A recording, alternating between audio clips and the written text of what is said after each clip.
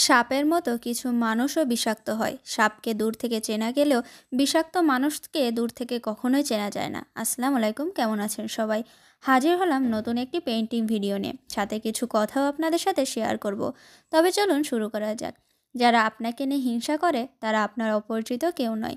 তারা আপনার প্রতিবেশী রূপে, আপনার আত্মীয় রূপে, আপনার বন্ধুবান্ধব রূপে চারপাশে থাকতে পারে। একজন অপরিচিত মানুষ কখনোই আপনাকে নিয়ে হিংসা করবে না। মুখে মধু অন্তরে বিষ মানুষদের দেখে সবসময় সাবধান থাকতে হবে। এসব মানুষকে চেনা খুবই কঠিন কাজ।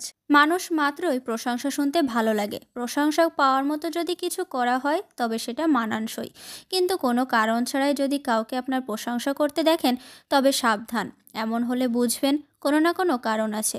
আপনার থেকে কিছু পেতে চায় বা আপনাকে অপমান করতে চায়। মুখে খুব মিষ্টি হাসি নিয়ে আছে কিন্তু মনে মনে আপনার ওপর বিষ ঢালছে। এ ধরনের মানুষ থেকে সাবধান থাকবেন। আপনার আশেপাশে বা বন্ধু সার্কেলে দেখে থাকবেন আপনার সাফল্যকে ছোট করে দেখা হয়। যত ভালো কিছু করেন না কেন, সামনে আপনার প্রশংসা করলেও মনে মনে তারা খুশি থাকবে না। সে হয়তো তখন আপনার ভুল ত্রুটি খুঁজে বের করার চেষ্টা করবে বা আপনার কাজে এমন কিছু কারণ খুঁজে বের করবে যেটা শুনে আপনার মাথা খারাপ হতে পারে। এ ধরনের মানুষ থেকে সাবধান। এক ধরনের মানুষ আছে যারা আপনার সাথে ভালো ব্যবহার করার সাথে আপনার খুঁতও ধরবে। আপনার গুণের প্রশংসা না করে বদনাম করবে। তখন আপনার এমন মনে হবে যে কাজটা আপনার করা ঠিক হয়নি। তখন হতাশা কাজ করবে। এর পরবর্তীতে কোনো কাজ করতে গেলে একটা ভয় আপনার মধ্যে কাজ করবে। এসব ব্যক্তি সবসময় আপনাকে অসফল দেখতে চায়।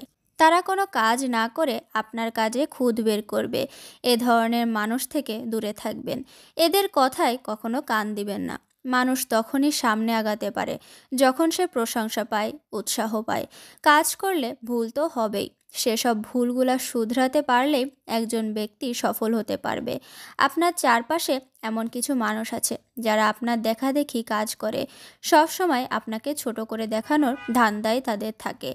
এই দেখানোটা ব্যাপারটা যার মধ্যে থাকবে বুঝবেন সেই ব্যক্তি আপনাকে হিংসা করে। এসব মানুষ থেকে সাবধান থাকুন।